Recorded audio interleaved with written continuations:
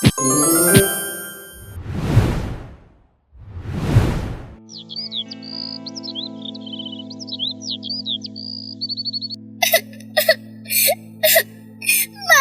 মা, আমার খুব খিদে পেয়েছে মা। আমি আর পারছি না, আমার খুব খিদে পেয়েছে। এই তো সোনা, আর কাঁদিস না, একটু অপেক্ষা কর। তোর বাবা এক্ষুনি মাছ বেচে আমাদের জন্য খাবার নিয়ে আসবে। হে ভগবান, এই অভাব কবে যে ঘুচবে। মাছ নেবেন নাকি গো? মাছ মাছ নেবেন নাকি গো? মাছ বলি ও মাছওয়ালা দাদা, এইদিকে আসুন তো। আপনার ঝুড়িতে কি কি মাছ আছে একটু বলে যান। এই যে আমার ঝুড়িতে রুই, কাতলা আরো অনেক মাছ রয়েছে। তাহলে আমাকে ওই রুই মাছ একখানা দিয়ে যান। উফ, এত গরমে এত পথ হেঁটে পারছি না, একটু গাছতলায় গিয়ে বসে। কখন যে এই মাছগুলো বেচা হবে, তারা যে আমার আশায় বাড়িতে বসে আছে। বাঁচাও, বাঁচাও, কে আছো? আমাকে বাঁচাও। কেউ কি শুনতে পাচ্ছ? আমাকে বাঁচাও। কে কে এইভাবে ডাকছে?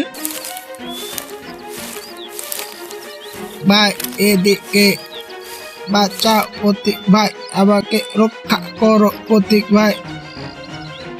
একটা ব্যাঙ কথা বলছে, আর ওই সাপটা তো ব্যাঙটাকে খেয়ে নেবে। যাই, ওকে গিয়ে বাঁচাই।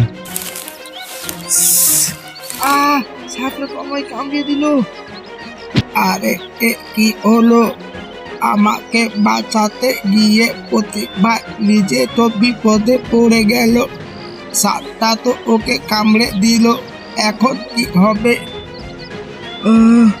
আমি আর পারছি না, আমার গোটা শরীর জ্বালা জ্বালা করছে, আর চোখ দুটো অন্ধকার হয়ে আসছে।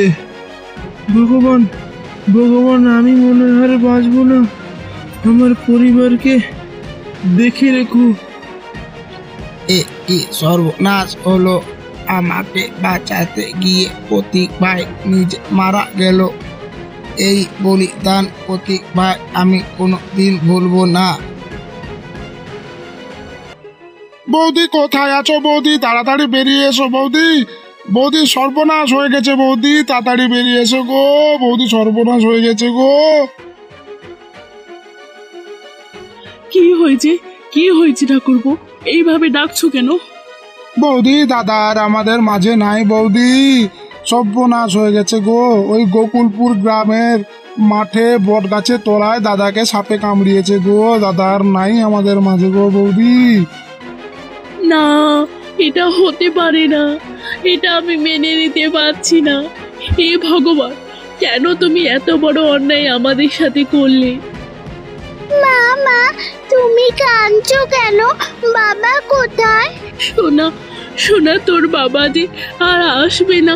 সোনা, তোর বাবা আমাদের ছেড়ে অনেক দূরে চলে গেছে। এখন থেকে তুই আর আমি থাকবো।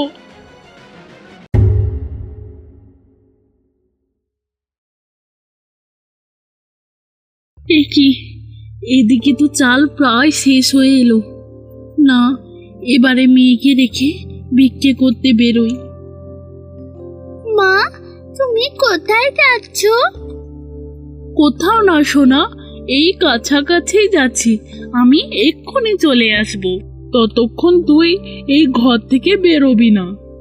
ঠিক আছে মা। কেউ আছো? কেউ আছো? দুটো চাল ভিক্ষে দিন না, কেউ কি আছো? এই কে রে? যা এখান থেকে যা, কোনো চাল দিতে পারবো না, এখান থেকে চলে যা। আহা, ওরকম বলছো কেন? রোজ রোজ কি আর ভিক্ষে করতে আসছে? সরো দেখি বাপু, তোমাকে অল্প করে এই চাল দিলাম, ঠিক আছে? আর এসো না। মা, মা, তুমি চলে এসেছো?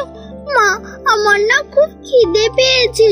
এই তো সোনা, তুই একটু বস, আমি এক্ষুনি ভাত রান্না করে তোর জন্য নিয়ে আসছি। এই নে সোনা, ভাত খা। মা, জানো আমার না খুব মাংস খেতে ইচ্ছে করছে। সোনা, তুই এই ভাতগুলো খেয়ে নে, আমি কাল তোর জন্য মাংস নিয়ে আসবো। তুমি সত্যি বলছো মা? কাল তুমি মাংস নিয়ে আসবে? হে ভগবান, অভাবের কারণে মেয়েটাকে ভালো কিছু খাওয়াতে পারছি না।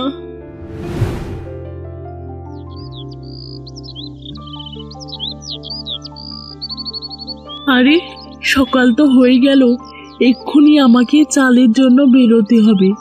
সেই চালের কিছু বেচে আজ মেয়েটাকে মাংস খাওয়াবো। সোনামা, সকাল হয়ে গেছে, ঘুম থেকে উঠে পড়। মা, সকাল হয়ে গেছে? মা, তুমি বলেছিলে আজকে মাংস নিয়ে আসবে তো? হ্যাঁ মা, তোর জন্য আজ মাংস নিয়ে আসবো।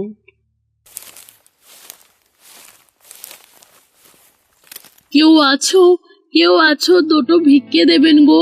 কেউ আছো? বলি, তুমি আবার এসেছো? আজ আর তোমাকে চাল দেব না। একবার দিয়েছি বলে কি রোজ রোজ দেব? এই জন্য বলেছিলাম চাল না দিতে, একবার দিয়েছো বলে আবার এসেছে। হ্যাঁ গো, তুমি ঠিক বলেছিলে। এই, তুই এখানে দাঁড়িয়ে আছিস কেন? যা এখান থেকে, দূর হ, আর কোনোদিন আসবি না। না না, এভাবে ফিরিয়ে দেবেন না। অল্প করে দুটো চাল দিন, এভাবে ফিরিয়ে দেবেন না। না, অন্য কোথাও গিয়ে দেখি।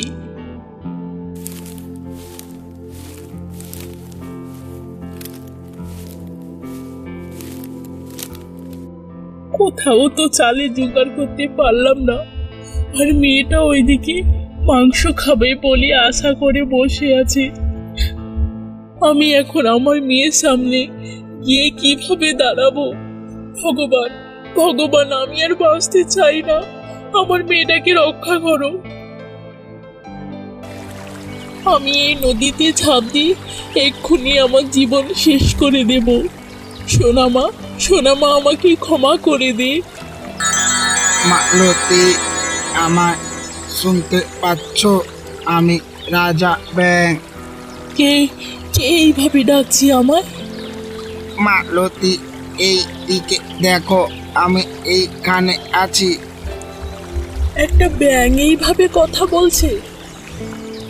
হ্যাঁ মালতী, আমি মানুষের মতন কথা বলতে পারি। মালতী, অনেক দিন আগে এই রাস্তায় তোমার স্বামী আমার বাঁচাতে গিয়ে সাপের কামড়ে মারা গেছে। সেই জন্য আমি এক কলস ভর্তি মোহর তোমার দিতে এসেছি। এই এক কলস মোহর আমার? হ্যাঁ মালতী, এটা তোমার। আর তোমার স্বামীর মৃত্যুর জন্য আমি অনেক দুঃখিত। ভগবান, তুমি আমাদের দিকে মুখ তুলে চেয়েছো ভগবান, অনেক ধন্যবাদ তোমাকে। আর রাজা ব্যাং, তোমাকেও অনেক ধন্যবাদ। না, আমি বাড়ি ফিরে আমার সোনামাকে অনেক ভালো কিছু খাওয়াবো, আর আমাদের একটা সুন্দর ঘরও বানাবো। আর রাজা ব্যাং, তুমি আমার সাথে চলো, আমার মেয়ে যে বড্ড একা। ঠিক আছে মালতী, এত করে বলছো যখন, বাকি জীবনটা তোমাদের সঙ্গে কাটিয়ে দেব।